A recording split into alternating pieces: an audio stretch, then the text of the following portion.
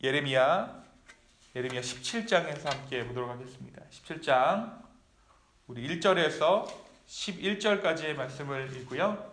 우리 묵상은 18절까지 함께 묵상하도록 하겠습니다. 제가 먼저 1절을 읽고 11절은 합독하겠습니다. 유다의 죄는 금광석 끝 철필로 기록되되 그의 마음판과 그들의 제단불에 새겨졌거늘 그들의 자녀가 높은 언덕 위 푸른 나무에 돼 있는 그 제단들과 아세라들을 생각하도다. 들에 있는 나의 산아, 내 온 영토의 죄로 말미암아 내가 내 재산과 내 모든 보물과 산당들로 노략을 당하게 하리니 내가 내게 준 내 기업에서 내 손을 뺄 것이며 또 내가 너를 알지 못하는 땅에서 내 원수를 섬기게 하리니 이는 너희가 내 노를 맹렬하게 하여 영원히 타는 물을 일으켰습니다. 여호와께서 이와 같이 말씀하시니라. 무릇 사람을 믿으며 육신으로 그의 힘을 삼고 마음이 여호와께서 떠난 그 사람은 저주를 받을 것이라. 그는 사막의 떨기나무 같아서 좋은 일이 오는 것을 보지 못하고 광야 건조한 것 건건한 땅 사람이 살지 않는 땅에 살리라. 그러나 무릇 여호와를 의지하며 여호와를 의뢰하는 그 사람은 복을 받을 것이라. 그는 물가에 심어진 나무가 그 뿌리를 강변에 뻗치고 더위가 올지라도 두려워하지 아니하며 그 잎이 청정하며 가무는 해에도 걱정이 없고 결실이 그치지 아니함 같으리라. 만물보다 거짓되고 심히 부패한 것은 마음이라. 누가 능히 이를 알리오마는 나 여호와는 심장을 살피며 배부를 시험하고 각각 그의 행위와 그의 행실대로 보응하나니. 함께 읽습니다. 불의로 치부하는 자는 자고새가 낳지 않은 알을 품은 같아서 그의 중년에 그것이 떠나겠고 마침내 어리석은 자가 되리라. 아멘. 네, 우리가 지난 16장의 말씀을 통해서 하나님께서 예레미야에게 삶으로 심판을 살라라고 명령하신 것을 함께 나눴습니다. 그래서 하나님께서 예레미야에게 결혼도 금지시키시고 아이를 낳는 것도 금지시키시고 또 죽은 사람이 있었을 때 조문하는 것조차 금지시키십니다. 후대를 기억할 수 없을 만큼 더 이상의 슬픔이 없을 만큼 그들의 죄가 그들에게 임박한 심판이 심각한 것임을 하나님께서 예레미야의 삶을 통해 증거하기 원하셨던 것이죠. 이 예레미야 선지자는 하나님의 말씀에 순종해서 하나님의 심판을 삶으로 살아냅니다. 그러나 하나님께서는 이 심판의 모든 목적이 무엇이라고 말씀하셨습니까? 회복의 목적이 있다. 너희를 멸절하는 것이 이 심판의 목적이 아니라 회복의 목적이 있다라고 말씀하시죠. 그것이 바로 하나님께서 이 심판을 유다에게 내리시는 이유라는 것입니다. 그리고 이 모든 심판이 끝났을 때 유다는 출애굽의 하나님보다 더 큰 출 바벨론의 하나님을 찬양하게 될 것임을 하나님께서 말씀하셨어요. 오늘 말씀 예레미야 17장을 통해 다시 한번 유다의 죄의 심각성을 말씀하고 계십니다. 오늘 말씀 1절에 보니까 유다의 죄가 얼마나 심각하고 또 얼마나 또렷하게 드러나는가 하면 금광석의 철필과 같다라고 이야기하고 있어요. 여러분, 금광석은 무엇입니까? 다이아몬드예요. 그 어떤 광물보다 단단한 것이죠. 바로 이들의 죄가 단단하여서 마음판에 그리고 제단뿔에 이들의 죄가 새겨지고 있다는 것입니다. 그것으로 새기면 새기지 못할 것이 없을 것이죠.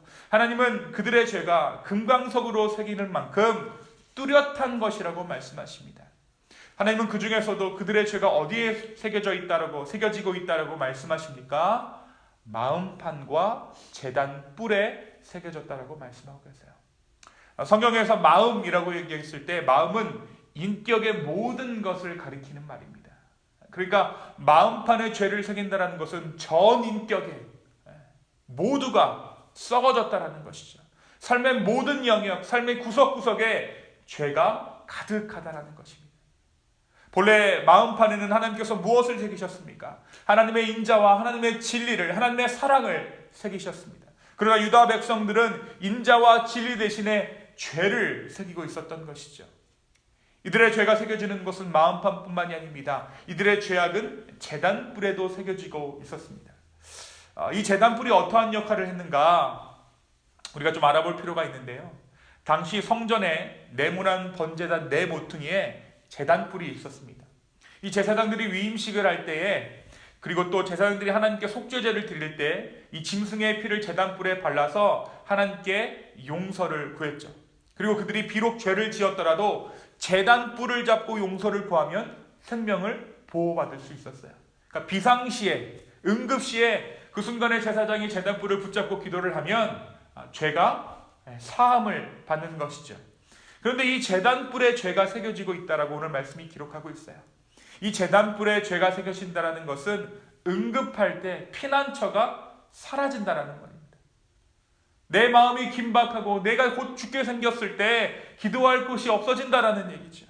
그것은 유다 백성들과 하나님과의 관계가 완전히 어그러져서 더 이상 죄의 용서를 받지 못하는 지경에 이르게 되었음을 가리키는 말입니다. 내가 긴급한데, 긴박한데 알릴 데가 없는 거예요. 사방이 막힌 것입니다. 유다의 죄가 새겨졌거늘 이라고 오늘 말씀이 기록하고 있는 것은 과거에는 죄를 새겼지만 지금은 새기지 않는다는 그러한 의미가 아닙니다. 지금도 계속 새겨지고 있다는 것이죠. 하나님께서는 이렇게 하나님을 온전히 섬기지 않는 백성들의 삶이 어떠한지를 말씀하고 계세요. 5절과 6절입니다. 여호와께서 이와 같이 말씀하시니라. 무릇 사람을 믿으며 육신으로 그의 힘을 삼고 마음이 여호와께서 떠난 사람은 저주를 받을 것이라. 6절을 함께 다 같이 읽겠습니다. 시작. 그는 사막의 떨기나무 같아서 좋은 일이 오는 것을 보지 못하고 광야 간조한 것 건건한 땅 사람이 살지 않는 땅에 살리라. 하나님보다 자기 자신을 신뢰하며 하나님을 떠난 사람은 저주를 받는다라고 말씀하시죠. 사실 저주를 받는다 이 말씀은 하나님을 떠난 것 자체가 이미 저주입니다. 사람은 결코 자기 자신을 책임질 수 없는 존재이기 때문에 위기의 순간에, 긴박한 순간에, 그 어느 순간에라도 하나님을 찾을 수밖에 없는데 하나님을 찾을 수 없게 된 그 상황이 이미 저주라는 것이죠. 하나님을 떠난 사람은 사막 가운데 있는 떨기나무와 같습니다. 장렬하는 태양빛 아래에 외로이 서 있는 떨기나무는 겨우겨우 생명을 이어갈 뿐더러 그 누구의 도움을 받을 수도 없는 것이죠. 여기서 간조한 땅, 건건한 땅은 무엇입니까? 짠 땅이에요. 염분이 있는 땅입니다. 염분이 있는 땅은 아무런 열매를 맺을 수 없는 것이죠. 반면에 하나님을 신뢰하는 사람에 대해서는 무엇이라고 기록하고 있습니까? 오늘 말씀 7절과 8절입니다. 우리 8절을 한번 다 같이 읽겠습니다. 그는 물가에 심어진 나무가 그 뿌리를 강변에 뻗치고 더위가 올지라도 두려워하지 아니하며 그 잎이 청정하며 가무는 해에도 걱정이 없고 결실이 그치지 아니함 같으니라. 하나님께서는 이들에게 복을 약속하고 계세요. 하나님을 신뢰하는 자는, 지금이라도 하나님을 신뢰하는 자는 이와 같다라고 말씀하고 계시죠. 본래의 모습에서 가장 많이 변질되고 가장 악한 상태로 바뀐 것이 마음이라고 하나님께서 오늘 말씀 가운데 또한 기록하고 있습니다. 가장 썩은 것이 무엇인가? 그것이 마음이다. 9절에 보니까 만물보다 거짓되고 심히 부패한 것은 마음이다. 누가 이것을 능히 알까? 라고 하나님께서 말씀하고 계세요. 우상 숭배, 끊임없는 범죄가 이어지는 것 모두가 마음에 관련된 문제라는 것이죠. 모든 죄악이 마음으로부터 비롯되었음을 오늘 말씀이 기록하고 있는 것입니다. 유다 전역이 고통당하는 것도, 바벨론에 의해 침략당하는 것도 정치적인 상황이나 어떤 사회적 현상이 아니라 마음이 병든 것이다 라고 오늘 말씀은 기록하고 있습니다. 사랑하는 성도 여러분, 오늘 말씀 우리에게 무엇을 이야기하고 있을까요? 오늘 말씀은 우리에게 죄악이라는 것이 그저 흘러가는 것이 아니다라고 오늘 말씀 가운데 우리에게 기록하고 있습니다. 지나가 버리는 것이 아니라는 거예요. 그것은 새겨지는 것이고 쌓여져 가는 것이다 라고 오늘 말씀이 기록하고 있죠. 우리는 죄를 짓고 잊어버립니다. 그리고 그것을 망각한데 또 다른 죄를 짓습니다. 오늘 말씀은 그런 우리에게 죄가 새겨지고 있다, 다시 말해 기록되어져 가고 있다라고 이야기하고 있어요. 우리의 모든 죄악들이 하나님과의 관계를 조금씩 무너뜨린다라는 의미입니다. 결국 유다의 백성들은 그들의 죄악을 새기다 못해 제단 뿔에까지 그들의 죄악이 새겨지고 있습니다. 제단 뿔이 무엇입니까? 구원의 상징이죠. 이 제단 뿔을 붙잡고 기도하면 죄사함을 받았습니다. 이 제단 뿔에 죄가 사해지면 구원이, 회개의 기회가 사라진다라는 것입니다. 사랑하는 성도 여러분, 죄에 대한 심각성이 우리에게 필요합니다. 이 죄가 얼마나 하나님을 근심하게 하며 우리와 하나님의 관계를 막아서고 있는지 우리가 깨달아야 하는 것이죠. 우리가 사랑을 강조하고 이미 얻은 구원을 강조한 나머지 이 죄에 대한 심각성을 잊어버리고 있는 것은 아닌지 오늘 이 아침에 깨닫게 되기를 소망합니다. 주홍빛과도 같은 우리의 죄악을 주 앞에 회개하는 이 아침 되기를 예수님의 이름으로 축원합니다. 바로 그때 우리와 주님의 관계는 새로워질 줄로 믿습니다. 또한 오늘 말씀은 모든 죄악이 마음에 관한 것이다 라고 이야기하고 있어요. 만물보다 거짓된 것이 마음이라고 오늘 말씀이 고백하고 있죠. 그리고 이 마음의 죄악이 해결되었을 때 주님은 우리에게 두려움이 아닌 우리의 피할 피난처가 되어주실 것입니다. 우리 12절 13절을 보니까 하나님께서 우리의 피난처가 되어주실 것이다. 하나님 17절에 보니까 주는 내게 두려움이 되지 마옵소서 재앙의 날에 주는 나의 피난처시니이다.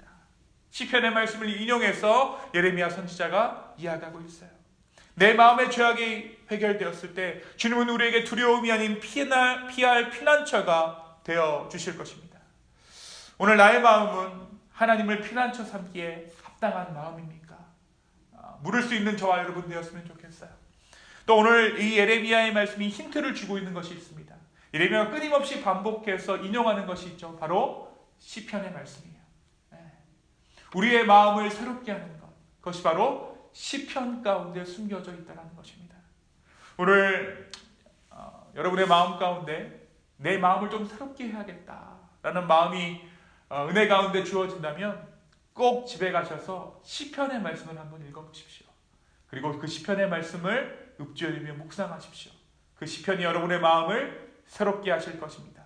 그리고 시편의 말씀 가운데 임하는 그 은혜를 우리가 누릴 때 더 이상 하나님이 우리의 삶 가운데 두려움의 대상이 아니라 피난처 되신다라는 그 사실을 우리의 삶 가운데 마음 가운데 깨닫게 될 줄로 믿습니다. 오늘 이 아침에 주님의 은혜를 다시 한번 신뢰하며 온전히 주님께 나아갈 수 있는 저와 여러분 되기를 예수님의 이름으로 축원합니다. 이 시간에 함께 기도하시겠습니다. 아버지 하나님, 오늘 다시 한번 주님 앞에 우리의 마음을 드립니다. 우리가 달리 갈 곳이 없습니다. 주님께로 피하기를 소망합니다. 그런데 때로 우리의 마음이 죄가 너무나도 많아서 하나님께 차마 가까이 갈 수 없을 때가 있습니다. 주님, 그러나 이 아침에 우리가 다시 한번 우리의 죄와 모든 것들을 회개하고 아버지께로 달려나가기를 소망합니다. 주여, 우리를 긍휼히 여겨 주십시오. 우리를 불쌍히 여겨 주시옵소서. 수고하고 무거운 짐진 자들아 다 내게로 오라. 내가 너를 쉬게 하리라 말씀하신 그 말씀에 의지하여 오늘 우리가 주님께 달려갈 때에 아버지 하나님, 우리의 영혼에 참 안식이 있을 수 있도록 주여 우리의 마음을 보듬어 주시옵소서. 감사합니다. 모든 말씀 살아서 역사하시는 예수님의 이름으로 기도하였습니다. 아멘.